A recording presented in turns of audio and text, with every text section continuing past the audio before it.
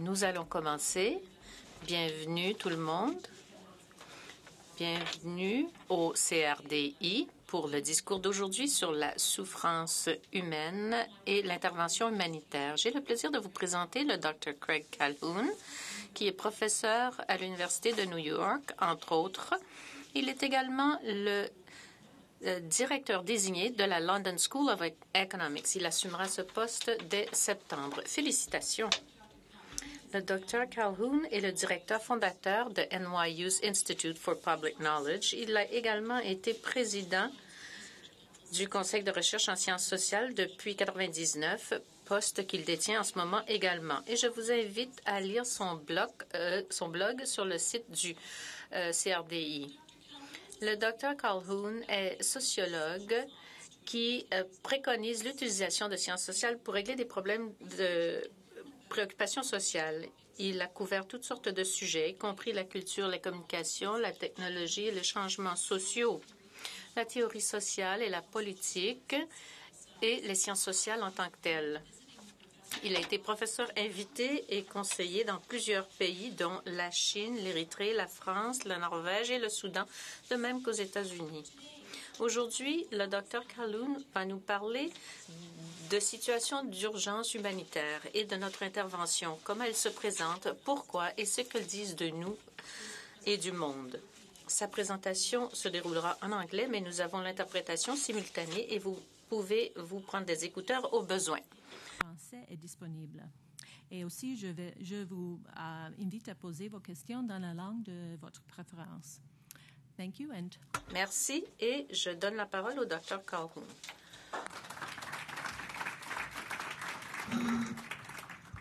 Thank you very much, Sue. Merci beaucoup, Sue. Bonjour à tout le monde. Sans plus tarder, voyons voir si cela fonctionne. Alors, comme le dit la diapo, il n'y a rien de nouveau avec la souffrance humaine. Il n'y a rien de nouveau avec cette idée que les gens sont dérangés par les guerres. Toutes les guerres ont le même effet. Il y a des victimes de tremblements de terre, d'inondations, de famine. Mais la situation d'urgence humanitaire est un phénomène particulier. C'est la façon de réagir qui est nouvelle. Les mauvaises choses qui arrivent dans le monde arrivent sous différentes formes et collectivement, elles tombent sous cette idée, ce concept d'urgence. Et c'est ce qui, en partie, est nouveau. Au début de l'ère moderne, un tremblement de terre à Lisbonne, au Portugal, a fait des milliers de victimes. C'était de toute évidence une catastrophe. Mais on a interprété cela comme une catastrophe, un désastre, un mauvais sort ou alors un geste de punition de l'au-delà. On punissait Lisbonne, comme on le voit ici sur cette peinture. C'était dans un certain sens, ce n'était pas dans un certain sens une urgence. Ça ne veut pas dire que les gens n'ont pas souffert, qu'ils n'ont pas voulu protéger leur vie, qu'il n'y a pas eu de famine et de mort. Je veux dire que cette idée d'urgence inclut l'idée que l'on peut intervenir. Et de façon générale, ici, les gens ne pouvaient pas. La Grande-Bretagne, à l'époque, partenaire du Portugal, a envoyé de l'aide et des semaines après le tremblement de terre en soi, l'aide est arrivée de Grande-Bretagne après quelques mois. Et c'était important pour la reconstruction de Lisbonne, c'était important pour la population, mais ce n'était pas une intervention d'urgence comme on l'entend aujourd'hui. Et même si c'était une belle occasion de faire de la charité, d'être bienveillant, ce n'était pas vraiment une intervention humanitaire. Donc, les choses n'ont pas complètement changé. Les images peuvent vous laisser suggérer pourquoi. Par exemple, Sharon Stone, que l'on voit ici, et qui dit que le tremblement de terre était une punition pour la persécution des Tibétains par les Chinois. Ou alors, ministre qui prêche, qui était conseiller de John McCain, le candidat présidentiel, qui dit ici que l'ouragan Katrina a frappé la Nouvelle-Orléans à cause de tous les scandales sexuels qui s'y passaient. Donc, on pense encore au mauvais sort ou aux punitions de l'au-delà. Et on ne peut pas toujours blâmer les étoiles pour les catastrophes, mais grosso modo, nous croyons davantage aux causes matérielles de ces événements perturbants. Et nous croyons bien sûr avoir la capacité d'aider. On a créé toutes sortes d'organismes, de bénévoles, des interventions gouvernementales. De plus en plus des Nations unies se consacrent à ce genre d'aide. Il y a tout un appareil qui a été constitué pour essayer d'alléger les souffrances et l'aide, et améliorer l'aide à la construction. Et bon, j'ai parlé de Charles Taylor. Nous fonctionnons dans ce que Taylor appelle un nouvel imaginaire social, c'est-à-dire une façon de penser aux choses, la façon de percevoir le monde, une façon qui façonne le monde, qui en font un monde réel. L'idée de l'imaginaire social est utile pour nous rappeler que les conditions matérielles du monde ne sont pas tout ce qu'il y a. Pensez aux États-nations comme le Canada. Il n'existe pas seulement comme une masse physique. Cela existe en partie avec un idéal, avec des frontières, avec une population qui l'habite. Donc, il est produit, en fait, dans un imaginaire social qui est reproduit dans une campagne électorale, par exemple. La même chose est vraie pour les entreprises commerciales. Ce sont des créatures de la loi. Elles existent par voie de reconnaissance par les gouvernements qui leur donnent des permis, des chartes ou qui leur donnent des contrats. Donc, l'imaginaire social n'est pas seulement une observation de quelque chose qui est déjà là, ni non plus une simple illusion. C'est un processus qu'évoque Taylor, en vertu duquel on donne aux choses la forme qu'elles ont quand on essaie de les saisir dans le monde, comme bien des choses. Les pays, les entreprises et je suggérerais même les interventions humanitaires qui sont produites par ce jeu entre l'imagination et l'action concrète, entre ce qu'on pense pouvoir faire par rapport à ces situations. Donc, dans le cas de l'urgence, l'imaginaire en cause dépend en partie de cette idée qu'il y a quelque chose qu'on appelle une vie normale, c'est-à-dire que tout fonctionne comme il devrait. Mais il y a des perturbations, des choses qui tournent mal. Et je dois dire dès le départ que ce n'est pas une simple description du monde, non. Ce n'est pas évident pour moi comme pour vous, quand on regarde les affaires dans le monde, qu'il y a vraiment des périodes où tout est normal. Il y a, par contre, des processus de routine, des choses qui se déroulent par routine. Au contraire, les perturbations sont constantes, les sursauts, les changements.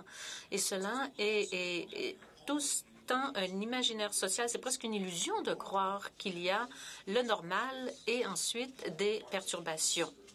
Il faut ainsi donc penser d'une certaine façon. L'idée de l'urgence, ce sont des événements qui sont soudains, imprévisibles, à court terme, des exceptions à cet ordre mondial normal.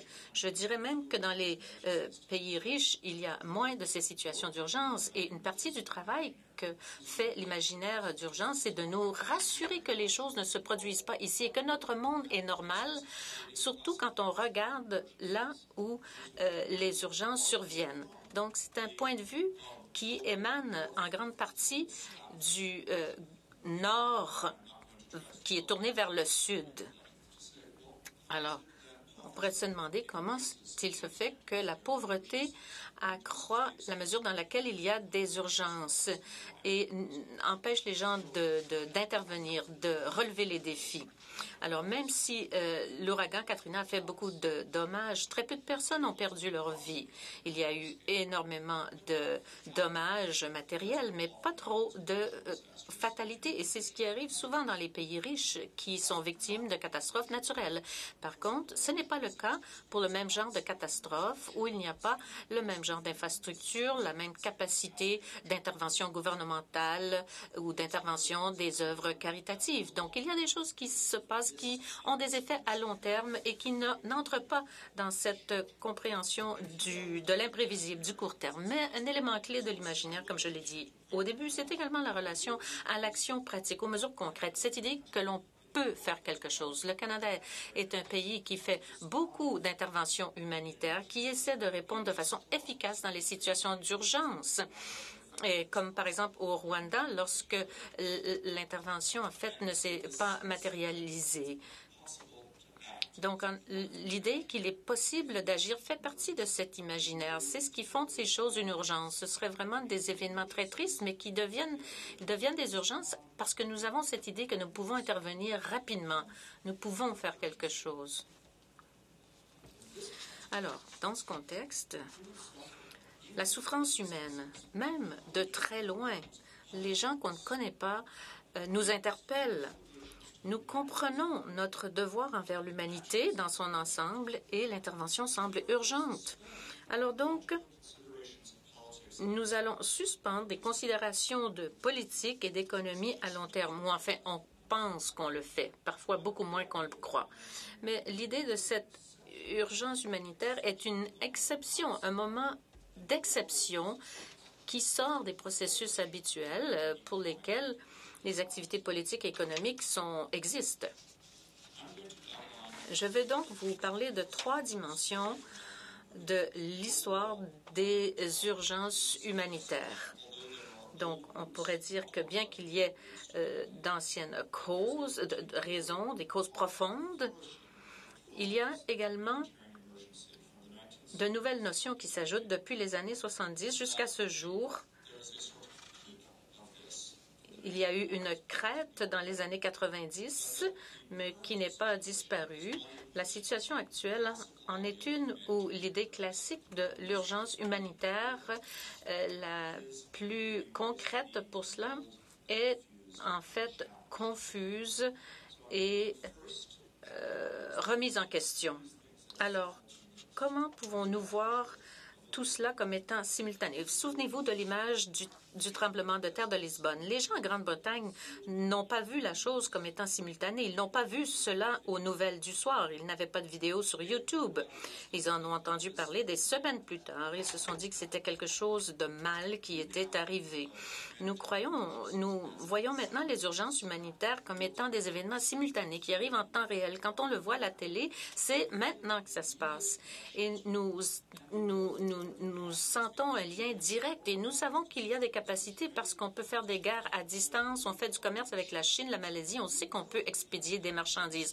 On sait qu'on a la capacité de faire des choses. On n'a peut-être pas toujours la volonté ou le budget risque d'être coupé demain, mais on sait qu'à un certain niveau, nous avons la capacité de le faire.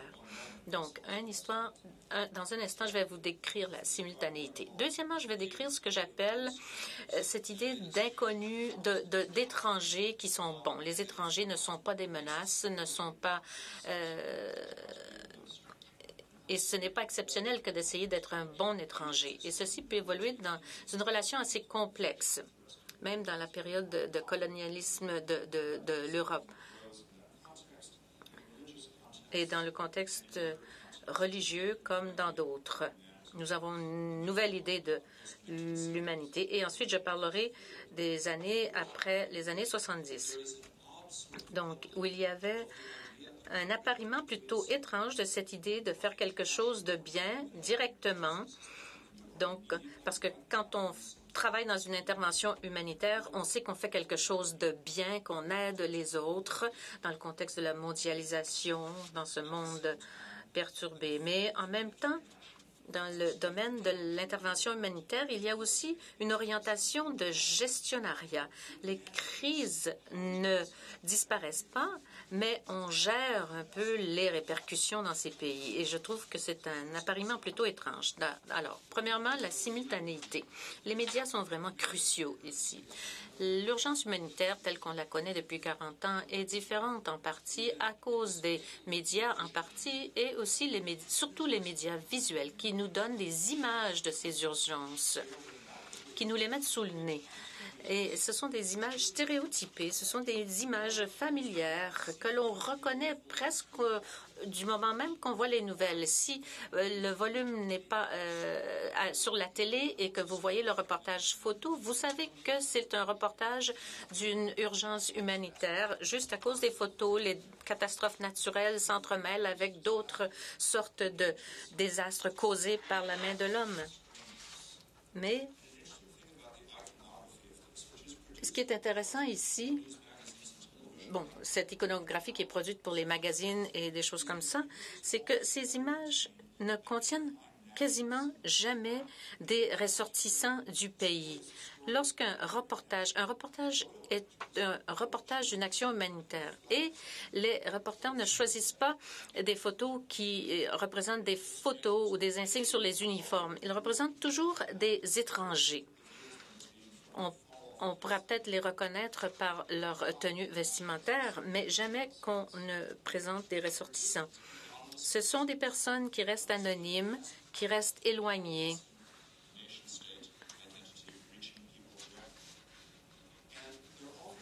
Et bien souvent, ce sont des personnes aussi marquées racialement, parce que bien souvent, ces situations se produisent dans le Sud. Les images évoquent la sympathie, en dépit des différences, et une partie de la satisfaction quand on veut intervenir sur le plan humanitaire, c'est de faire sentir que vous partagez leurs souffrances, même si vous ne les connaissez pas, même si vous n'avez pas de lien personnel. C'est comme un devoir moral plus élevé parce que vous tendez la main en dépit de la distance et des différences. Les réfugiés sont particulièrement importants ici. C'est l'histoire moderne de l'intervention humanitaire qui est façonnée par les crises des réfugiés du 20e siècle qui ont provoqué la création des agences qui existent en ce moment. Les personnes déplacées à l'interne au sein d'un pays et les réfugiés internationaux sont une partie importante de l'histoire. Mais la plupart des représentations photos des réfugiés ne sont pas de personnes en particulier, d'individus, mais bien de peuples généralement. C'est-à-dire que un grand nombre de personnes qui attendent pour être nourries, qui attendent pour un moyen de transport, toujours des foules. Et c'est anonymement un groupe de personnes. Vous savez que ce sont des personnes individuelles. Vous dites, les enfants sont affamés, les mères s'inquiètent du sort de leurs enfants. Et ce sont des images qui sont tout le temps, qui portent tout le temps sur les femmes et leurs enfants. Mais on ne sait pas grand-chose de ces mères. Alors, certains reporters vont essayer d'aller faire des entrevues dans un village donné avec les habitants de ce village, mais généralement, c'est surtout les femmes et les enfants. Mais les images rendent cette souffrance à distance sembler très immédiate. C'est des choses qui se passent très loin, ailleurs au monde. Mais ça ne va pas mobiliser à l'action, ça ne va pas rendre l'obligation obligatoire de seulement voir cela. Mais il est important que la souffrance ne soit pas démontrée comme étant un incident du sort. Alors, ça nous offre les capacités d'y réagir par la biotechnologie. Si on est au Canada, on sait qu'il y a le CRDI, il y a l'ACDI et il y a d'autres organismes volontaires. Si on fait partie des églises, on sait qu'il y a des services organisés, des organismes religieux. On sait qu'il y a des avions et qu'on peut s'y rendre rapidement, qu'on n'a pas à attendre des semaines avant d'apporter de l'aide. Donc, on est conscient de ce monde dans lequel l'action sera possible et dans lequel on peut passer à l'action. Donc, ces images sont interchangeables d'une certaine façon. On peut les reconnaître comme étant une représentation d'une situation d'urgence, même si on ne peut pas reconnaître où ça se passe. Et là, je vais parler de lieux.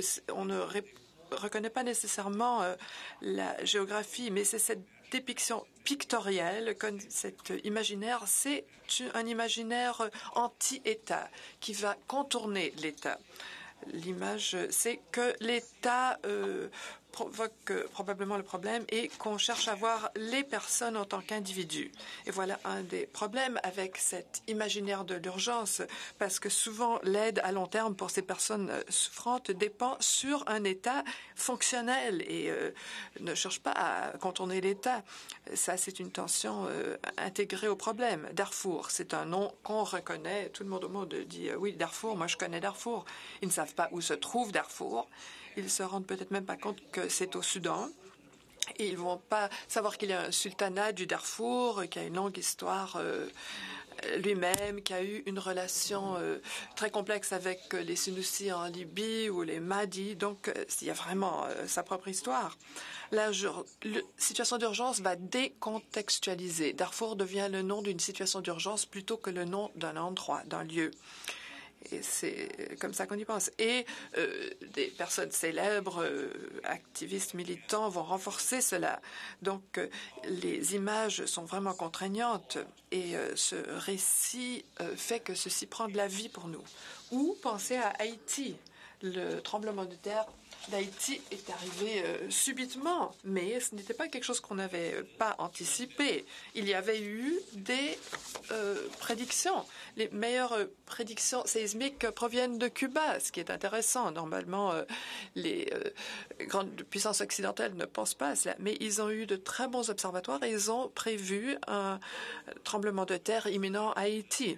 Et le tremblement de terre occasionne des dégâts causés parce qu'il a une surpeuplement à Port-au-Prince qui se trouve dans un bassin et sur une ligne de faille.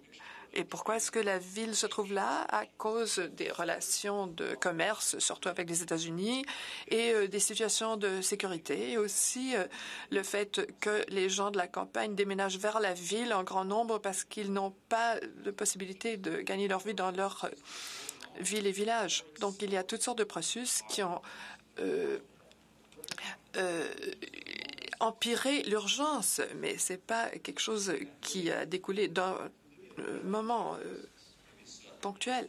Par exemple, en Libye, la crise des réfugiés en Libye est peut-être arrivée subitement. Il y a eu cette crise pendant la guerre civile en Libye, mais il y a cette situation à long terme des Africains en Libye qui proviennent de différentes régions de l'Afrique. Ça continue, c'est lié au coût actuel à Mali, qui est aussi apparenté à la situation en Libye. Il y a des gens d'Érythrée qui ont traversé le Soudan et ont cherché le travail en Libye, et ensuite les gens cherchent à quitter le pays et il y a une crise des réfugiés. Mais c'est que nous, on ne voit que le moment à l'instant où tout semble urgent. Mais quand il y a des prévisions, on peut faire des préparatifs. Pensez aux inondations. On sait bien qu'il y a des inondations qui sont plus probables à certains endroits au monde. Par exemple, au Bangladesh, au Sri Lanka, il y a des endroits où on peut avoir des inondations. Et là, on peut aussi créer des provisions de matériel pour la situation d'urgence, comme la Croix-Rouge. Mais le problème auquel fait face la Croix-Rouge et les autres organismes semblables, c'est que les gens ne vont pas contribuer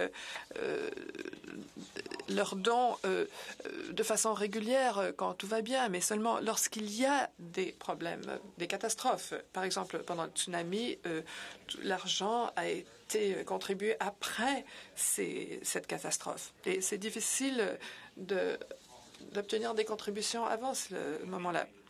C'est difficile aussi pour les gens de se rendre compte que la pauvreté va vraiment empirer la souffrance. Alors, on peut voir ici cette annonce d'UNICEF qui nous montre cette situation. Je vais vous parler du bon étranger, de l'étranger bienveillant. La charité, c'est une norme très ancienne qui cherche à atténuer la souffrance humaine. Ça fait partie de beaucoup des religions du monde. C'est intégré à ces religions. Il y a cette idée générale que la souffrance est inévitable, mais on peut l'atténuer. Et on a même le devoir de le faire, de ne pas seulement démontrer notre amour à nos semblables, mais aussi pour Dieu quand on fait des dons caritatifs ou quand on aide nos semblables, on allège sa souffrance. Il y a cette idée que la charité commence par soi-même, chez soi, et que c'est vraiment une extension du concept de la collectivité, mais qu'il est bon de bien donner des soins aux étrangers. Il y a la parabole du bon samaritain que connaissent les chrétiens. Il y a les traditions islamiques de Zakat et Sadaka, deux versions différentes de dons caritatifs, une qui est plus obligatoire que l'autre, mais c'est des traditions durables, comprennent aussi cette idée de l'aide apportée aux étrangers. Ce n'est pas la même chose que de simplement aider les membres de sa propre famille, qui est aussi quelque chose de très bon, mais qui découle d'autres enseignements. Cette idée que les pauvres seront toujours avec nous, qu'il y aura toujours des pauvres, est aussi une idée qui est là depuis longtemps. Et avec cette ère moderne, il y a cette idée d'éliminer la pauvreté, d'avoir un développement dans lequel on partage la richesse avec tous les autres, d'habilitation humaine pour stimuler la participation politique aussi. Et la charité commence à évoluer. C'est seulement dans l'ère moderne qu'on a lié la charité au projet du progrès, de réaliser des progrès. Un des plus grands mouvements humanitariens était le mouvement contre l'esclavage du XIXe siècle, où les esclaves africains ont cherché à abolir l'esclavage, et aussi des étrangers, par exemple les méthodistes chrétiens, qui ont cherché à abolir les lois qui enchassaient l'esclavage. Donc là, c'était quelque chose qu'on faisait pour les étrangers. Regardez ici le slogan d'une gravure du milieu du XIXe siècle. Ne suis-je pas un homme et un frère, qui suggère deux concepts différents. Une notion traditionnelle, religieuse, de fraternité, de prendre soin de son frère, quelqu'un avec qui on a des liens. Et donc, c'est le frère, pas seulement le frère biologique, mais le frère qui se trouve aussi loin d'où on est. Alors, c'est pas la même chose que mon semblable. La catégorie de frère est différente de la catégorie de tous les êtres humains. Alors, il y a cette idée de fraternité qui dure depuis longtemps, et il y a aussi cette nouvelle idée de la catégorie de tous les êtres humains qui est intégrée dans la réflexion en droit de la personne, qui est une idée plus moderne, qui est lié ici avec ce slogan. L'humanitarisme se penche paradoxalement sur les étrangers, sur l'humanité, plutôt que ceux avec qui on partage une solidarité civile. Alors, c'est une caractéristique qui change maintenant, c'est l'idée de neutralité, qui est lié à la Croix-Rouge. C'est l'exemple le plus frappant. L'idée que cette Croix-Rouge sur un fond blanc, sur une ambulance, que ça démontre que ce sont des soins prodigués dans la neutralité et qui demandent aux deux parties d'un conflit, à toutes les parties d'un conflit, de ne pas tirer dessus. Mais au cours de la dernière décennie, il y a une augmentation progressive du nombre de travailleurs humanitaires qui ont été tués, parce que l'aide militaire, probablement, est liée de plus en plus étroitement à l'intervention militaire, avec toutes sortes de raisons qui provoquent le doute dans la neutralité qu'on postule. Mais la neutralité est très présente dans la Convention de Genève et la création de la Croix-Rouge. Donc, c'est lié aux soins qu'on donne aux étrangers. Si on n'est pas neutre, on va prendre soin des personnes qui sont d'accord avec vous, qui ont les mêmes idées que vous, qui sont dans votre collectivité, qui ont la même religion que vous. Mais l'idée de l'action humanitaire, c'est prodiguer des soins à des gens qui ne sont pas apparentés. Les organismes veulent vraiment indiquer clairement qu'ils aident les gens qui ne sont pas de la même religion. C'est vrai pour les catholiques, les chrétiens et aussi pour les musulmans. On ne prodigue pas seulement des soins à nos semblables, mais vraiment à tous. C'est un peu instable, mais c'est quelque chose qui fait partie de cette idée d'humanitarisme neutre, présent pour la Croix-Rouge, présent aussi pendant l'ère coloniale. Mais pendant l'ère coloniale, il y a eu très peu d'actions humanitaires, à l'exception du travail que faisaient les missionnaires. Les États d'impérialisme ont géré les populations dans leurs colonies et ont traité de situations de famine en Inde. L'État britannique y a fait face, mais ce n'était pas une action humanitaire. Pendant l'ère des empires européens, il n'y a presque aucun cas d'action humanitaire organisée à l'extérieur du lien colonial. Donc les Français n'ont pas prodigué ou offert d'aide aux colonies britanniques. Les Italiens n'ont pas fait aux colonies Allemagne. Donc la nouvelle idée qui a émergé à ce moment-là, c'est que chacun d'entre nous au monde a l'obligation de prendre soin de tous les autres sans égard aux affiliations politiques. Alors ce n'est pas l'ère d'ONG, d'organisations multilatérales. Il y avait seulement les organismes religieux. Alors, c'est que l'être humain n'est pas une catégorie d'évidence. Alors, tous ces sens qu'on donne au mot humain ne sont pas tous semblables. Mais donc, il y a une différence quand on considère l'humanité comme étant un ensemble d'individus équivalents dont on peut faire abstraction du contexte et qu'on va au-delà des liens de parenté, de la nationalité et toutes sortes de relations où on se trouve plus proche de certains que d'autres. Alors de penser que les liens de parenté fait un lien à grande distance. Vous avez des cousins très éloignés et que si vous alliez en Inde et vous rencontreriez des cousins éloignés, c'est très différent de penser aux humains comme étant tous équivalents. Cette catégorie-là a un effet positif dans l'action humanitaire parce que ça nous fait penser à l'humanité entière. Mais ça diminue le sens de chaque humain à ce que Agamben nomme la vie dépouillée, le minimum de la vie. Une vie, on peut la sauver ou la perdre, mais ce n'est pas une vie avec toute sa richesse, ses éléments particuliers individuels. Et c'est lié à l'administration par l'État. Ce genre de pensée commence avec les administrations coloniales, comme ont montré Michel Foucault et d'autres, les origines de cette réflexion politique dans l'administration des territoires politiques. Cette façon de penser a été initiée par l'administration de l'État quand on pense aux populations entières, une façon moderne de penser. Il y a eu une longue lutte dans l'histoire européenne pour arriver à trouver comment on considérait les autres dans le monde, les autres qui n'incarnent pas ce que les Européens reconnaissaient comme des anciennes civilisations. Il y a toute une débat à savoir si ces Européens avaient raison quand ils ont dit oui, les Chinois ont des civilisations anciennes, les Africains n'en ont pas. Peut-être que les Européens se sont trompés, mais voilà comment pensaient les Européens à cette époque-là. Et donc, cette difficulté que les Européens ont eue pour arriver à comprendre les indigènes, les peuples indigènes des Amériques, du Nouveau Monde. Il y a cette controverse de Valladolid. Est-ce que ces indigènes ont des âmes? Est-ce qu'ils sont naturellement des esclaves? Beaucoup pensaient que c'était le cas. Aristote avait été cité pour étayer cet argument.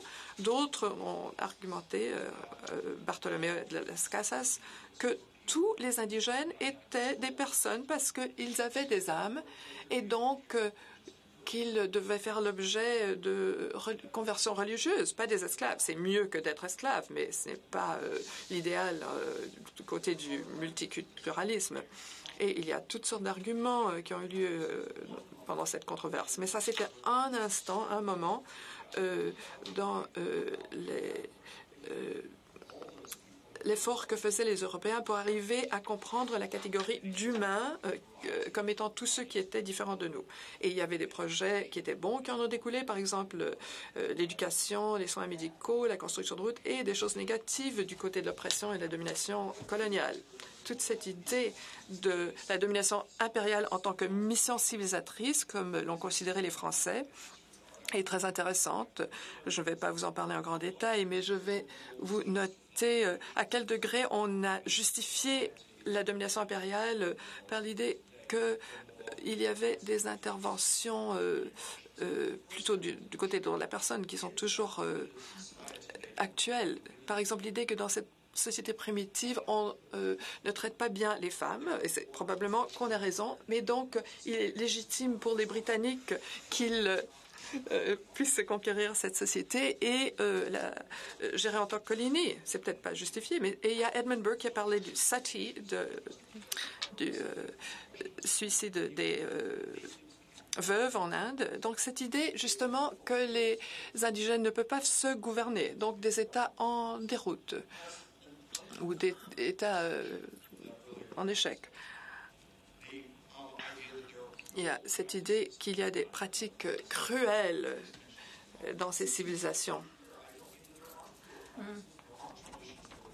Mais ça ne veut pas dire qu'il n'y a pas d'autres traditions qu'on devrait oublier. Mais c'est l'idée que c'est très difficile de distinguer cet appel à évaluer des traditions des autres comme étant bonnes ou mauvaises. On ne peut pas le scinder du projet impérialiste. Il y a des choses positives et des aspects négatifs et on cherche souvent à simplifier beaucoup. Ça continue encore à l'heure actuelle. On dit qu'il y a cette pratique négative qui a lieu à cet endroit et donc on se doit d'intervenir. Mais là, c'est vraiment complexe parce que cette intervention ne va peut-être pas améliorer la situation de façon globale. Et ça, c'est une question très importante. Bon, on laisse de côté les colonies. Alors, tout ceci a fait que le monde devient divisé entre le groupe d'intervenants et de ceux qui subissent les interventions. Et une grande partie de l'action humanitaire est liée aux acteurs, aux intervenants du Nord qui vont agir sur ou dans d'autres endroits au monde de façon noble, avec plein de bonnes intentions, mais de façon à reproduire ce genre de relations complexes. Alors, ça se présente dans un imaginaire où, mais personne ne pourrait dire ceci, on ne le dit pas, mais qui imagine les Africains, les Arabes, les Asiatiques, les autochtones américains qui sont à l'extérieur d'un récit narratif de progrès incarné par les Européens et que si on était bienveillant, qu'on offrait de l'aide aux personnes qui sont à l'extérieur de cela. Et donc, il y a différentes dépictions de blancs en Afrique. Moi, j'ai été un blanc en Afrique et donc je ne dis rien à ce sujet. Mais je dis que c'est vraiment une réalité très inconfortable que chaque travailleur d'aide humanitaire qui part de Finlande, de la Norvège, du Royaume-Uni au Canada au tiers-monde, c'est qu'il y a ce subtexte. Donc, le premier monde qui va cherche à pourvoir aux besoins du tiers-monde du côté de la gestion et de moraliser. Je passe à la dernière section de cette période plus spécifique d'après les années 70. C'est une période autour de laquelle l'intervention humanitaire prend une forme claire et prend plus d'ampleur et ça devient une façon de traiter avec le monde, une façon pour les gens de trouver quelque chose d'important qui signifie vraiment quelque chose. Des gens qui vont bénévolement travailler dans un hôpital au Congo, d'autres donnent de l'argent à des œuvres de bienfaisance. Mais c'est ainsi que les gens ont décidé de mieux saisir le monde. Et c'est une idée également qui place l'humanitaire comme n'étant pas de la politique ni de l'économie, mais comme quelque chose qui est plus pur sur le plan éthique que l'économie ou la politique. C'est une source d'inspiration qui émane d'une certaine déception, une déception face à l'économie et à la politique. Comme on l'a appris dans les années 70, qui ne livrent pas la marchandise et qui plus est, sont empreints de corruption et de catastrophes aussi. Donc, il y a eu des protestations dans les années 60 à l'effondrement de l'accord de Bretton Woods avec la guerre de Yom Kippour. Enfin, il y a toutes sortes de choses qui font que dans cette période de 40 ans, tout dépend de la façon dont vous calculez, mais dans l'après-boom, dans la période du boom de l'après-guerre, dans les années 70, est venu un certain développementalisme, une critique de cette idée que l'on avait du progrès et une perte de confiance dans ce genre de développement. Et ce, pour de bonnes raisons, parce que nous avions subi plusieurs échecs auparavant. On ne faisait plus de différence entre la situation des pays qui se développaient au milieu des années au milieu du 20e siècle. Bon, il y a Mais c'était donc un développement lacunaire. Il y a eu une perte de confiance. La politique révolutionnaire de la gauche était discréditée par toutes sortes de révélations avec le printemps de Prague, etc., avec tout ce qui s'était passé en Union soviétique. Donc, à cause de produits révolutionnaires et en quête de liberté de l'homme, on avait des États encore plus oppressants qu'avant. Et ce n'est pas pour cela qu'on voulait lutter. Donc, l'action humanitaire est arrivée dans un certain espace où elle était définie comme étant éthiquement pure, non politique, non économique, qui nous permettait de faire quelque chose pour alléger la souffrance dans le monde, pour donner un sens à sa vie et pour être utile envers autrui. Mais vraiment, il fallait décontextualiser. On ne disait pas nécessairement. Et par conséquent, le monde sera un meilleur endroit où vivre pendant 100 ans. Médecins sans frontières, qui est très important, ne cesse de dire qu'il est témoin des souffrances, qu'il veut prodiguer des soins médicaux, mais nous n'allons jamais essayer de déterminer si l'espérance de vie est plus longue ou si le taux de mortalité est réduit ici ou là. Non, on dit que toute vie est importante et nous avons le devoir moral de faire tout ce que l'on peut pour offrir des soins et être témoin de la souffrance des autres. Ce n'est pas une logique comptable ici pour l'effet à long terme. Hein? Il y a un peu de politique dans Médecins sans frontières, mais il y a aussi un élément, il y a toujours un message dans la bouteille, donc être témoin de ce qui se passe. Le fait d'être là, simplement, transmet un message politique, mais ce n'est pas une politique d'État. Et Médecins sans frontières fait tout pour se définir comme n'étant pas une créature de la politique conventionnelle. Et pourtant, il y a un problème avec ça, comme l'histoire de désastres ici, comme on le voit sur les photos. Les catastrophes naturelles, apparemment naturelles, sont toujours entremêlées avec la politique et l'économie. Elles ne peuvent pas y échapper. L'histoire de Fukushima ne peut pas être séparée de la réglementation qui existe au Japon avec l'industrie nucléaire et ce genre de choses. Donc, les questions de politique et d'économie sont toujours là. La question nucléaire ne peut pas être séparée des autres pouvoirs sur lesquels on peut se fier pour notre énergie, etc. C'est une illusion que de penser qu'on peut y échapper complètement. Mais il y a diverses campagnes morales qui disent non, ne parlons pas de cela. Allons donc, concentrons-nous sur les choses importantes. Il y a de mauvaises personnes qui font de mauvaises choses à de bonnes personnes. Et c'est dans ce cadre que nous devons comprendre la situation. La logique du témoin, qui vient de la tradition catholique. Médecins sans frontières, même s'il a été fondé par un ancien maoïste, a été aussi fondé par des gens qui ont de fortes traditions catholiques. Et l'idée du témoin est un thème très important. Cette idée qu'il ne faut pas simplement offrir de l'aide, comme payer son impôt pour venir en aide à ceux qui en ont besoin, mais vraiment souffrir en solidarité avec autrui, le bon étranger. Ici, c'est un Canadien, le témoin. Cette photo de Jim, ici, dit bien que ce n'a pas été une intervention réussie qui a mis fin à la souffrance. Ici, c'était un effort pour réduire la souffrance, mais aussi pour être témoin d'une horrible tragédie. Donc, perte de confiance dans le développement après la fin du boom de l'après-guerre, perte de confiance dans la politique à bien des égards, quand on pensait que la politique corrompt tout le monde, n'est-ce pas? Et il y a ici une coïncidence de l'anti-autoritarisme de la gauche et de la droite. Bon, à gauche, on pense que l'État peut être un problème et les libertaires de la droite qui, eux, ont aussi des idées contre l'État.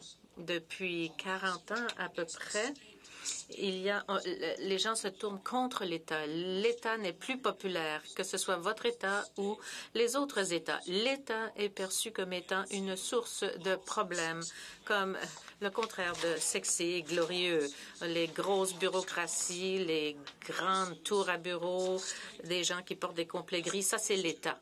par opposition aux petites compagnies de Silicon Valley, aux organismes de bénévolat, aux ONG qui vous permettent d'exprimer ce que vous voulez vraiment faire dans la vie.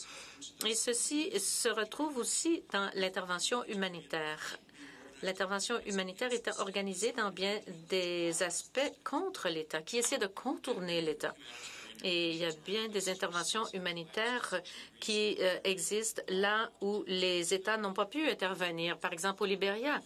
Donc, l'État fait défaut pendant un certain temps. Et cela risque de donner lieu à d'autres problèmes. Par exemple, au Libéria, il y a des gens qui partent pour aller travailler au Soudan, où ils n'aiment peut-être pas l'État, mais ils reconnaissent tout de même qu'il y a un État qui fonctionne à certains égards, mais ça peut poser problème parce que l'intervention humanitaire, à ce moment-là, vient miner l'intervention de l'État. Par exemple, quand je travaillais au Soudan, pendant la famine au Sahel, l'une des choses qu'on pouvait observer, c'est que tout le monde, toute personne comme moi, dans un organisme international, pensait avoir le droit de rencontrer un ministre ou au moins le plus haut placé de la fonction publique. Alors, au ministère des Finances et de la Planification économique, comme on l'appelait alors, le ministre et le sous-ministre vraiment passaient tout leur temps, ni plus ni moins, à traiter avec tous les organismes d'aide étrangère qui étaient là, qui venaient miner directement leur travail. Alors, Haïti a ce problème aujourd'hui même. Il y a tellement d'ONG sur place, toutes bien intentionnées, qui veulent faire du bien, mais qui, finalement, nuisent à la croissance du gouvernement haïtien et au soutien à long terme d'Haïti. Alors, c'est ce problème avec cette idéologie. Regardez également le fondateur de Médecins sans frontières ici qui s'est retrouvé à faire de la politique plus tard. Il y a une période où l'humanitarisme avait une connotation romantique. On pouvait se joindre à la Légion française, c'était un bon devoir. On vivait l'aventure. On recrutait des gens au milieu de leur carrière, des médecins qui quittaient leur carrière et qui voulaient essayer d'aller travailler au Congo ou ailleurs, où ils faisaient quelque chose de plus important que de simplement apaiser les douleurs des gens dans les banlieues des grandes villes. Alors, bien des gens se sont lancés dans ce domaine avec cette idée romantique en tête. Le sens de l'aventure et l'impression de faire du bien immédiatement, au beau milieu d'une carrière sans formation aucune pour être humanitaire. Disons qu'on est formé comme médecin, mais qu'on veut faire du bien par la chirurgie, quelque chose comme ça. Mais l'humanitarisme est devenu de plus en plus une profession. Le romantisme vient de rencontrer les pratiques exemplaires. Il y a une corrélation entre l'idéologie professionnelle, les pratiques professionnelles, les organisations bureaucratiques, l'imputabilité envers les bailleurs de fonds, toutes ces questions de nouvelles pratiques qui ne sont pas toutes mauvaises, mais différentes. La nouvelle génération de travailleurs dans le domaine humanitaire, ils sont arrivés par la bande, quoi. Ils faisaient autre chose avant et ils faisaient du travail de développement et ont changé. Ils faisaient du travail en médecine, ils ont commencé à faire du travail humanitaire. Les jeunes sont arrivés avec des maîtrises de LSC ou à Columbia ou à Carleton et ils se sont lancés là-dedans bien formés, bien équipés pour faire carrière. Ils pensaient tout à fait différemment. Ils s'organisaient différemment aussi. En cette époque, donc, il y avait, surtout dans les années 90 et un peu après, un nouveau genre de films d'intervention humanitaire qui nous sont venus de Hollywood. Donc, c'était une nouvelle façon de penser à quelque chose. Ce nouveau genre est en fait un genre où l'homme blanc vient sauver les Africains, parfois des gens de l'Asie centrale, mais surtout l'Afrique. Hein? C'est ce qu'on voit constamment. C'est plutôt étrange comme tendance parce que ce genre de film justifie la violence parce que l'homme blanc est toujours poussé trop loin et doit utiliser sa mitraillette en bout de ligne. Et l'homme blanc modèle est un gars, évidemment. Et il y a une structure dramatique dans ces films où l'éthique individuelle et l'action individuelle vient sauver les Africains qui souffrent. Alors, ce n'est pas seulement un homme blanc et les Africains, mais c'est une action individuelle, ce qui est présenté dans un aspect romantique, hein? Surtout comme Bruce Willis. Vous pouvez à vous seul sauver le monde. Alors, ça, c'est très puissant dans le monde humanitaire qui veut contourner toutes les organisations bureaucratiques, contourner les États pour faire du bien comme personne. Donc, les héros humanitaires dans ces films sont presque toujours des hommes qui commencent au début du film comme étant des anti-héros, qui sont des cas problèmes vraiment, qui sont rescapés grâce à l'amour et de bonnes femmes en font de bons hommes qui vont sauver les Africains. Alors, le seul film du genre non macho décrit une histoire d'échec catastrophique d'intervention. Le genre dans son ensemble nous dit tout le temps qu'il faut agir, intervenir maintenant. Hotel Rwanda. C'est aussi l'un des rares films d'Hollywood qui a un héros qui n'est pas blanc. Alors, c'est différent. En fait, l'intervention humanitaire, c'est pas seulement Bruce Willis qui court à gauche et à droite pour sauver le monde. C'est 80% de logistique. L'intervention humanitaire, c'est surtout de savoir comment être sûr que les médicaments restent frais alors qu'ils ont été expédiés au Mali. Comment envoyer des denrées alimentaires à temps où vous savez qu'il y a une famine. Il y a une autre famine en Éthiopie. On peut la voir venir, mais qu'est-ce qu'on peut faire? Alors, de plus en plus, l'intervention humanitaire est une question de logistique. Mais ce n'est pas la partie aventure. Il y a donc une chaîne d'approvisionnement humanitaire. Il y a, comme vous le savez, une foire humanitaire commerciale à Dubaï pour montrer tous les nouveaux produits humanitaires. Par exemple, les moustiquaires contre les maringouins qui sont traités. Et enfin, je n'ai pas fait moi-même ce diagramme. C'est un diagramme qui existe pour l'intervention humanitaire, etc. Mais ce n'est pas seulement une question d'aventure. Et c'est, entre autres choses, des crises du monde qui sont vues depuis les villes cosmopolites. On se voit au-dessus de tout cela, qui observe la crise et qui réagit. C'est une fausse perspective parce que 90% de l'aide qui est donnée vient de gens qui ne sont pas des ONG. Les gens qui offrent des soins vraiment, comme cette femme en Chine après le tremblement de terre, sont des voisins. 90% de l'aide est ainsi. Et les gens dans le domaine humanitaire le savent. Ils pensent qu'ils apportent un ingrédient clé important, souvent des approvisionnements qui vont servir aux gens de la localité. Mais on sous-estime les voisins parce que l'imaginaire de l'intervention humanitaire, c'est une question d'action du Nord pour aider le Sud. Un groupe d'acteurs et un groupe de récipiendaires, de bénéficiaires, les gens du Soudan, du Congo ou d'autres pays sont des bénéficiaires. Vous vous souvenez de cette photo de tous les gens qui font la queue pour obtenir de quoi manger ou des médicaments. Ce ne sont pas des gens qui agissent.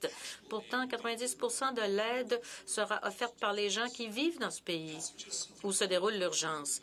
Donc, je pense qu'il y a quelque chose qui cloche avec notre façon de penser aux urgences. Et donc,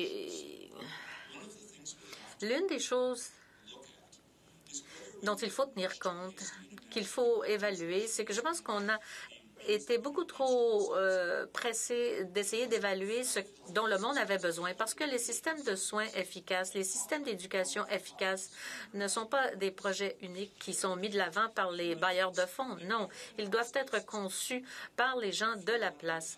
Donc, si vous avez un ordre catholique qui va passer un siècle à donner de l'aide, vous pourrez bâtir tout un système. Mais si vous allez à Haïti après le tremblement de terre et que vous n'avez jamais travaillé là et que vous prévoyez rester 3 mois seulement, vous n'allez certainement pas développer un système de soins de santé, vous n'allez pas développer un système d'éducation non plus.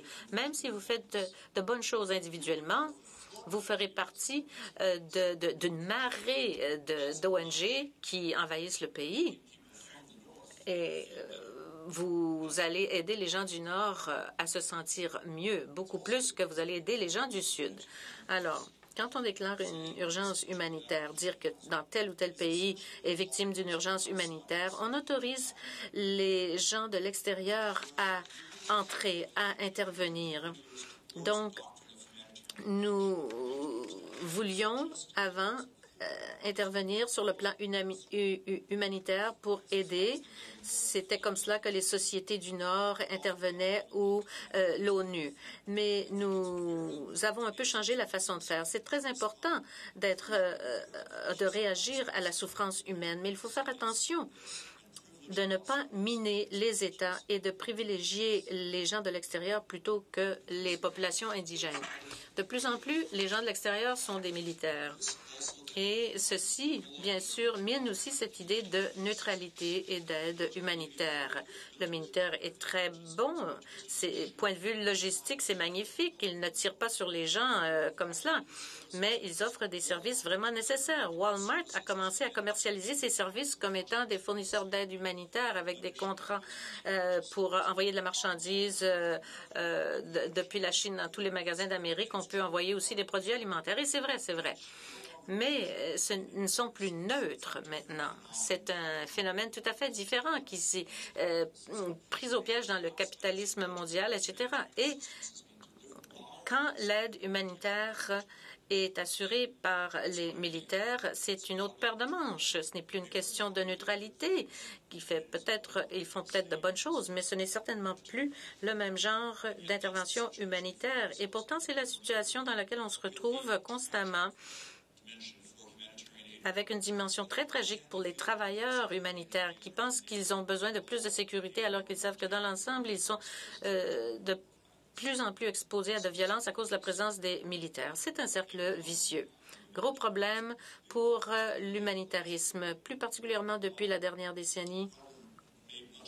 Le problème a été fortement aggravé par les réponses les interventions d'après 2001, pardon. Alors, avant de conclure, je dois vous dire qu'il y a quelque chose que je n'ai pas dit, mais quelque chose à quoi vous devez penser. Qu'est-ce qui arrive des gens en situation d'urgence humanitaire? Est-ce que ce ne sont que des sujets qui souffrent, des gens dont on écrit,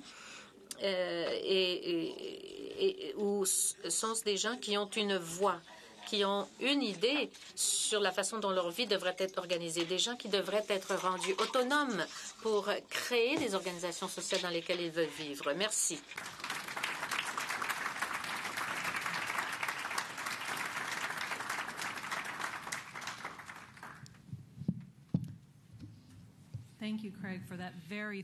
Merci beaucoup, Craig, pour ce discours très intéressant. Je pense que vous nous avez sorti de cette idée que nous avions de l'intervention humanitaire en nous faisant comprendre le sens de l'immédiat, du concret, de l'ampleur, du volume d'aide qui est offert et que vous nous avez donné cela dans un survol historique et géographique et même cinématographique. Je pense que vous avez remis en question ce que plusieurs d'entre nous, les convictions que plusieurs d'entre nous avions quant à l'intervention humanitaire. Alors, nous allons passer maintenant à une période de questions. Il y a quelques micros dans la salle. Alors, s'il vous plaît, présentez-vous à un micro pour que les interprètes puissent vous entendre. Et nous allons donc écouter 2 ou 3 questions du coup. La salle est comble aujourd'hui, alors je vous demanderai d'être bref dans vos questions pour que toute personne intéressée à poser une question ou à formuler un commentaire puisse le faire. N'oubliez pas de vous présenter aussi. Merci. Je suis l'ambassadeur Moussa Mohamed, ambassadeur du Soudan au Canada. Et vraiment, j'ai été impressionnée par la présentation du professeur pour son analyse profonde et, à mon sens, vous avez fait sortir vraiment beaucoup d'aspects importants de cet enjeu si important. C'est évident que l'aide humanitaire est une mission très noble dont l'objectif est d'alléger les souffrances des démunis. Et comme vous l'avez dit plusieurs fois dans votre présentation, il y a énormément de lacunes avec ce système. Vous avez parlé de mon pays. Moi, vous êtes allé au Soudan vous-même. C'est pour cela que vous connaissez la réalité de ce pays. Alors, l'une des situations qu'on a vécues au pays était dans le sud du Soudan, plus récemment au Darfour.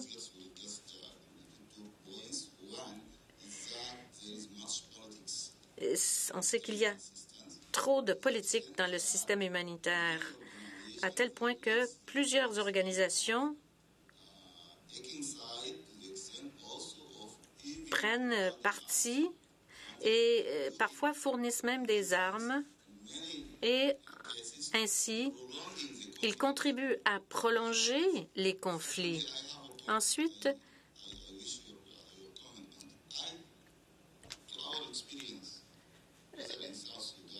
vous avez parlé de notre expérience au Soudan du Sud ou au Darfour maintenant. L'aide humanitaire peut être importante jusqu'à un certain niveau,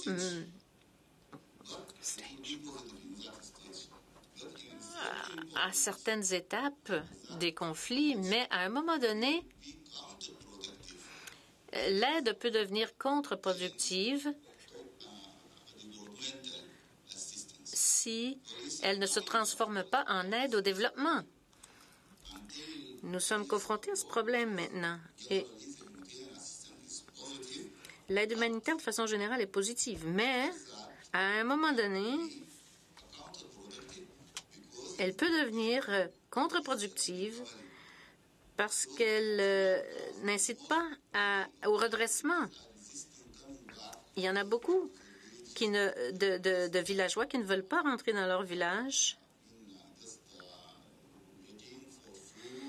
qui attendent simplement d'être nourris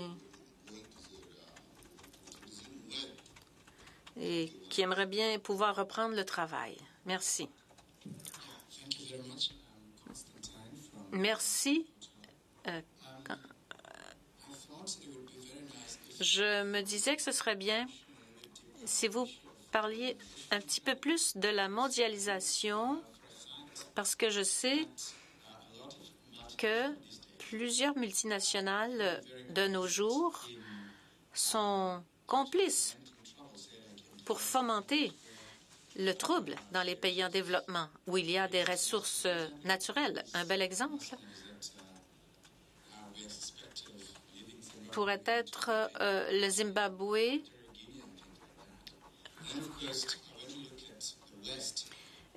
et les mercenaires. Quand on pense au Nord, comme vous le dites, quand on a tellement de difficultés, comme dans les pays en développement, l'information arrive dans les capitales occidentales et sont exagérées et présentées aux citoyens qui ne sont pas vraiment au courant de la situation. Et ensuite, ils interpellent pour la bonne nature de l'être humain pour qu'il aille prodiguer son aide. Mais il y a des troubles qui sont parfois fomentés par des gens d'ici. Par exemple, si on parle de la traite des Noirs, il y a des gens en Afrique qui trouvent des gens en Afrique pour les vendre en Occident, qui causent énormément de souffrance aux peuples indigènes. Merci beaucoup. Ce sont des questions bien complexes. On vous donnera l'occasion d'y répondre. J'aimerais remercier l'ambassadeur Ahmed et Constantine pour leurs questions, qui étaient de très bonnes questions. Et je suis d'accord avec tout ce qui a été dit, mais je vais apporter quelques commentaires sur certains aspects. L'ambassadeur Mohamed a entièrement raison qu'il y a des éléments de politique très présents dans l'action humanitaire, malgré qu'il a une idéologie qui aimerait que ça se fasse en dehors de la politique. Et c'est un degré plus grand, plus important qu'au cours qu'il y a 30 ans. Et l'exemple de certaines organisations qui ont peut-être fourni des armes nous induit peut-être en erreur. Ce n'est pas que ce n'est pas vrai, mais il y a des éléments de politique qui sont là même dans des formes moins extrêmes. moins poussés. Ce ne sont pas seulement les groupes qui vont apporter de l'aide aux insurgés qui font partie du monde politique. Ça comprend des organismes même qui se conforment aux normes les plus élevées de l'aide humanitaire. Il n'y a personne dans le domaine humanitaire qui dirait qu'il serait bon d'armer les insurgés. C'est fait de façon secrète, mais de façon générale, on condamne cela.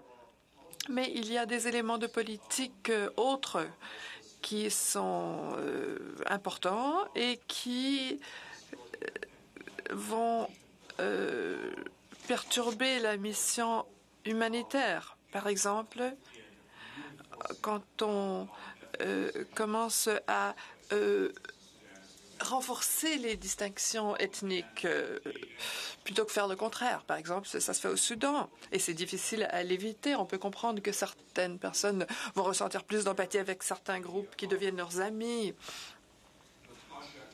Mais où le projet d'avoir une nationalité sudanaise par rapport aux sous-nationalités, aux différents groupes ethniques au Soudan, est miné par ce renforcement lorsqu'on offre des services aux personnes selon leur ethnicité. Donc, c'est une réflexion vraiment difficile pour moi. Je me rends compte qu'en voulant aider les victimes, on va parfois renforcer ces distinctions ethniques, cette identité locale ethnique. Et ça aussi, c'est tout aussi problématique que de la nier. Et il y a des politiciens au Soudan qui vont nier cela, vont même pas en tenir compte. Les deux façons de penser causent des problèmes, mais chacun pense qu'il a raison. Je crois aussi qu'il y a beaucoup de différences au sein des agences humanitaires. Et une des raisons pour laquelle il y a une crise du côté de l'action humanitaire, c'est que certaines personnes qui se nomment humanitaires ont fait des choses comme armer les insurgés. Même si 90% ne le font pas, ça déteint sur tout le monde. La raison pour laquelle les ambulances de la Croix-Rouge sont ciblées en Afghanistan, c'est pas parce que la Croix-Rouge a fait quelque chose de mauvais en Afghanistan, mais il est difficile de distinguer entre ceux qui apportent de l'aide de façon bienveillante et neutre et ceux qui ne le font pas dans ces circonstances-là. J'aimerais beaucoup ajouter, du côté de la politique, qu'une des choses qui est de plus en plus présente, même si elle a toujours été là, c'est la défense des droits humanitaires. Alors, par exemple, ce n'est pas une question d'apporter de l'aide, mais c'est comme le vidéo Kony de 2012. Là, on préconise une situation. Et là, je ne veux pas défendre Joseph Kony pour lui dire que c'est de la politique. Et le militantisme ou l'activisme de Mia Farrow, de George Clooney au Soudan, même s'ils avaient de bonnes intentions, a donné lieu au fait qu'on favorisait certaines actions politiques plutôt que d'autres. Donc, on faisait pression pour qu'il y ait une séparation. Et ça, c'est la politique, ce n'est pas de l'aide humanitaire. Alors, beaucoup d'organismes d'aide humanitaire deviennent imbriqués ou immiscés dans ces conflits politiques. Par rapport à ce que vous avez dit au sujet du Darfour, et vous avez entièrement raison, il y a eu de l'action positive et on doit vraiment changer de l'aide humanitaire à de l'aide au développement. Et ça, c'est vrai de façon générale. Et je crois que les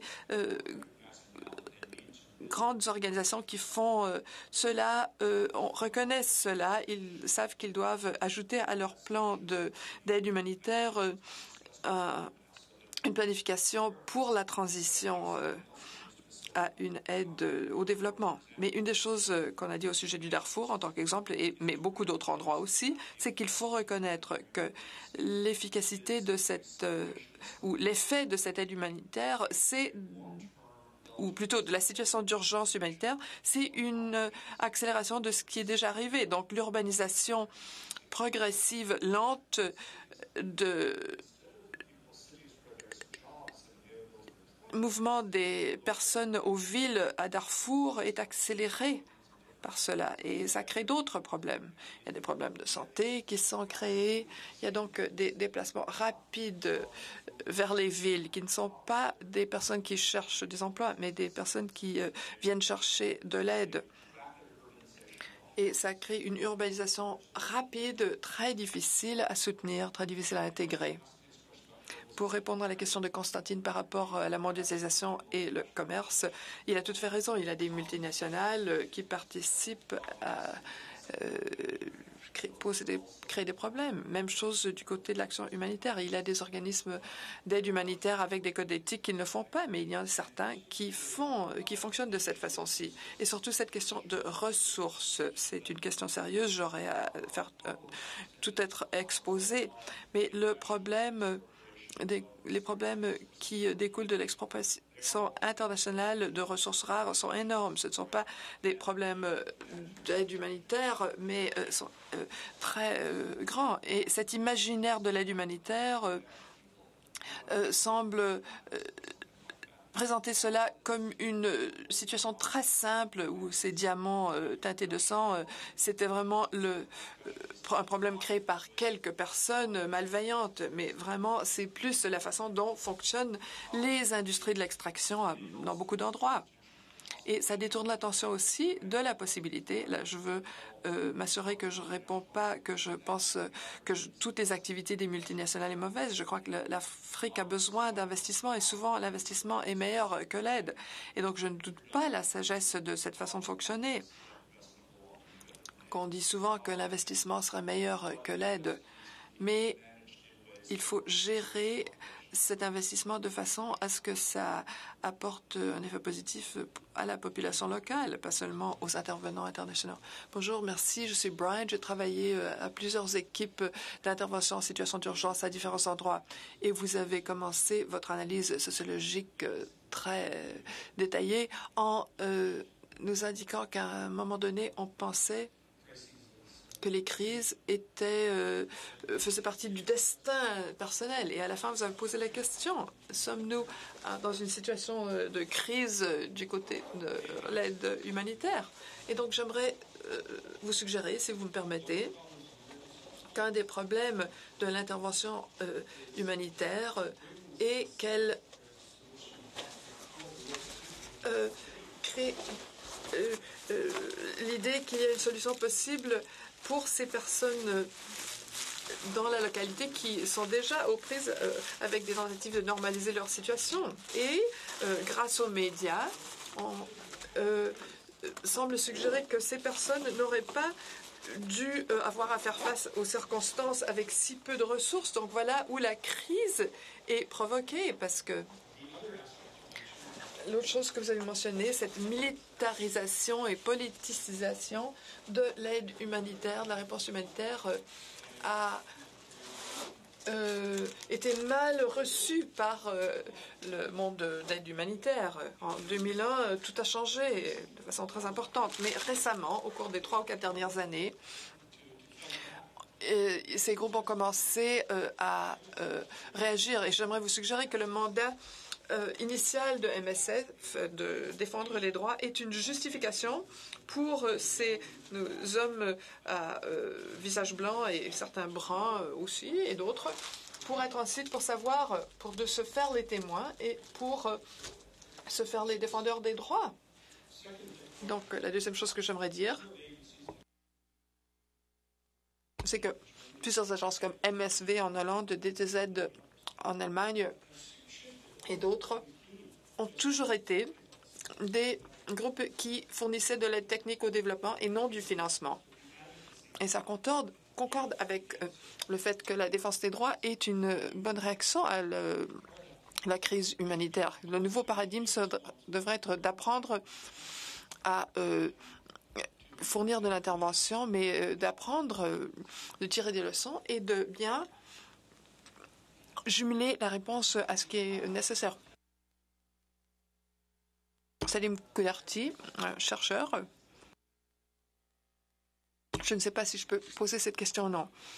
J'étais très intéressée quand vous avez dit dans le résumé que M. Calhoun était directeur de l'Institute Institute for Public Knowledge, pour le savoir public. Alors, comment est-ce que vous caractérisiez un institut comme le CRDI?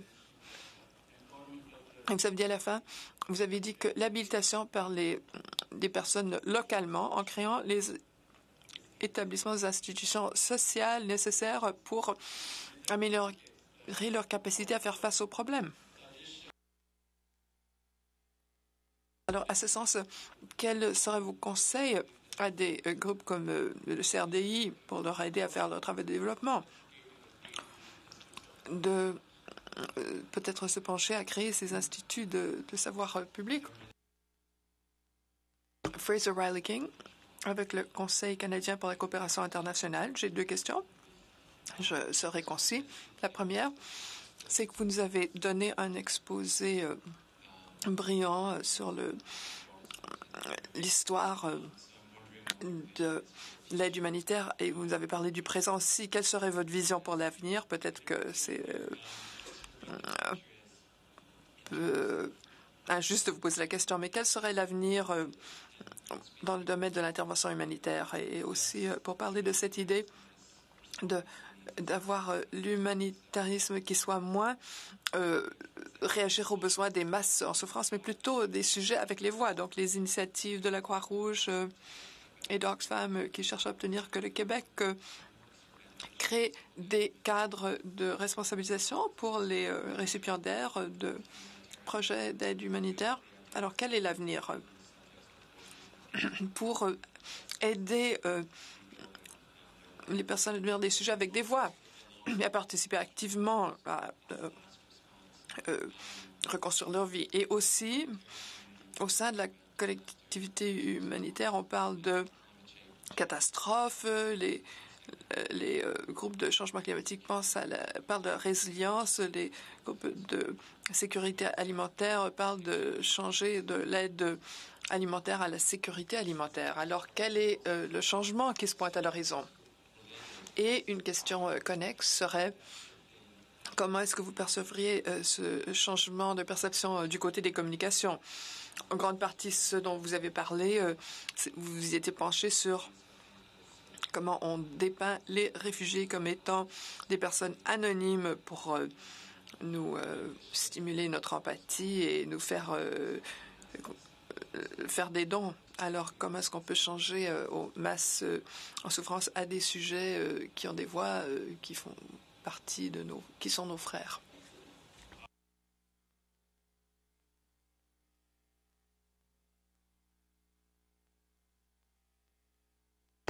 Il y a de très bonnes questions. Je vais y répondre en ordre. D'abord à ce que Brian a demandé. Je crois qu'il y a un aspect très positif à ce qu'il a dit au sujet du fait que l'aide en situation d'urgence, même s'il n'est pas toujours complètement efficace, donne lieu à l'attente d'une possibilité de solution et un point de départ un peu illégitime à cause du manque de ressources. Et ça, c'était très bien dit. Et je suis entièrement d'accord qu'il y a des changements dans le domaine. De plus en plus de personnes parlent de ces questions comme vous l'avez décrit. La réponse que j'aurais en partie, c'est que je crois que ce qu'on veut dire par le domaine a aussi, ou le secteur a changé aussi.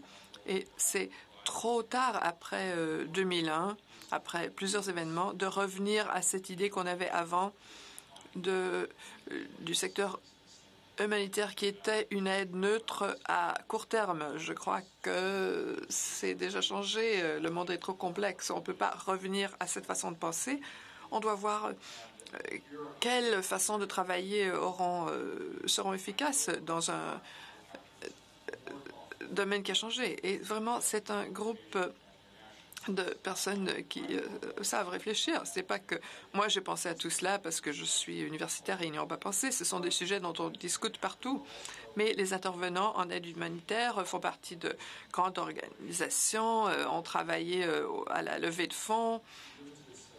Ils ont un nombre limité de possibilités de passer à l'action, donc ils doivent se réunir pour débattre de ceci. Est-ce qu'on va travailler dans un pays où les militaires sont là, en Iran, en Irak, en Afghanistan, Et certains groupes, par exemple MSF, se trouvent habilités pour arriver à des décisions et dire non dans certains contextes. Et pour d'autres, ça sera plus difficile. En partie parce qu'ils sont membres, ils sont dans l'industrie, ils ont des employés qu'ils devraient mettre à pied, ils ont des budgets et qu'il y a vraiment un besoin qui existe. Ils espèrent pouvoir l'alléger. Ensuite, ils vont faire des compromis qui sont difficiles. Et par exemple, il y a des groupes, vous avez parlé de GTZ, c'est une organisation qui n'a pas perdu son sens de mission antérieur avec tout cela. Et je dois dire que ce n'est pas une critique hostile. Je fais des dons à Médecins sans frontières, j'aime ça, mais je perçois comme étant un problème. Et c'est une transformation dans la façon de fonctionner de ce groupe qui est liée à la dernière question. Qu'est-ce que j'envisage pour l'avenir? Je crois que la meilleure tendance actuelle, c'est que les gens ne sont pas pessimistes par rapport au développement comme ça a été dans les années 70, ce qui a donné lieu à une aide humanitaire, un humanitarisme plutôt qu'au développement. Mais on a repris l'intérêt au développement. Et une des raisons pour laquelle on y croit, c'est qu'il y a plus d'histoires de réussite, de développement réussi, et qui n'est pas nécessairement le fruit de l'aide qui provient de l'Occident.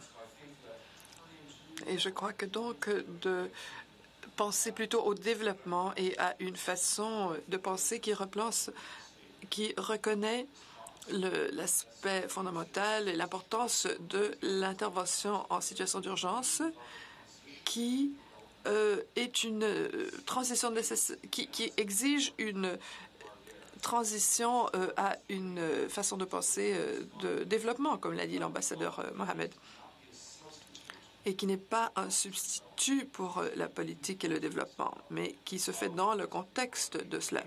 Voilà ce qui est au cœur de ma vision. Je ne veux pas en dire plus parce que d'essayer de parler d'une vision future, c'est il faudrait que je parle de ce qui se passe dans le monde.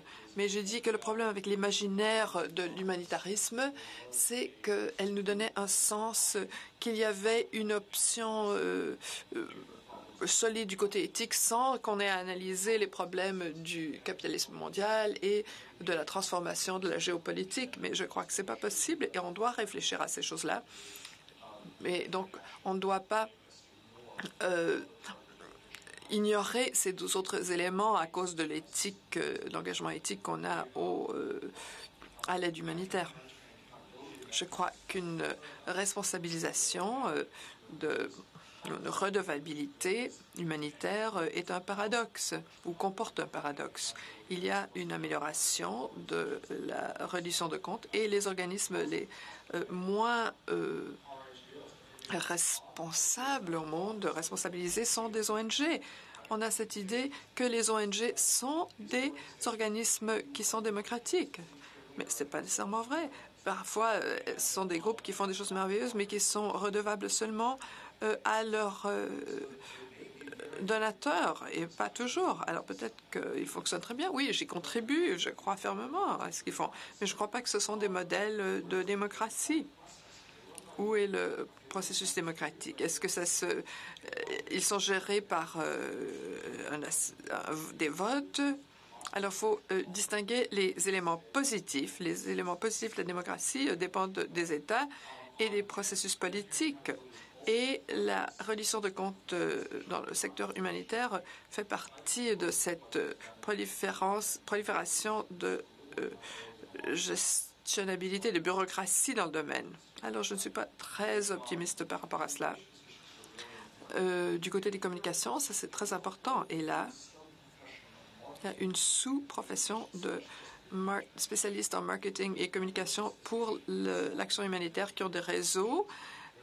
Et à l'intérieur des organismes humanitaires, il y a une tension entre ceux qui travaillent sur le terrain et ceux qui s'occupent du marketing. Ce sont deux carrières très différentes et ont des objectifs différents. Ceux qui travaillent sur le terrain vont dire non, c'est pas comme ça. Et les gens qui s'occupent du marketing, ils disent oui, mais voilà ce qui nous aide à lever des fonds. Donc, on va montrer ces images de toute façon. Et ça, c'est vraiment une lutte à l'intérieur des groupes. J'ai aussi une conversation intéressante avec quelqu'un qui travaille du côté de la commercialisation, quelqu'un qui travaille pour une grande ONG internationale. On définit notre emploi comme aider des personnes à trouver leur place dans le monde. Eh bien, les personnes qui font les dons. Alors, notre tâche, c'est d'aider les gens qui font les dons à trouver leur place dans le monde. Et c'est intéressant, ils font quelque chose d'utile pour des gens au Canada, aux États-Unis ou en Angleterre qui veulent savoir quel est leur lien avec le reste du monde. Alors, c'est un service aux personnes qui font des dons. Mais ça, ce n'est pas vraiment une façon de représenter les activités de l'organisme pour les bénéficiaires. Mais c'est intéressant d'entendre ça. Pour répondre à la question de Sadir, c'était compliqué. Moi, j'aime beaucoup le CRDI et en partie parce que c'est une organisation qui établit des liens entre le savoir et la recherche et l'action pratique. Et c'est quelque chose qui est rare dans le domaine. Il n'y en a pas assez parce que l'imaginaire humanitaire dit qu'on n'a pas le temps de faire la recherche pour développer les connaissances. On doit passer à l'action demain. Alors, il y a beaucoup de tendance à passer à l'action sans réflexion, sans renforcer les capacités pour mieux comprendre et mieux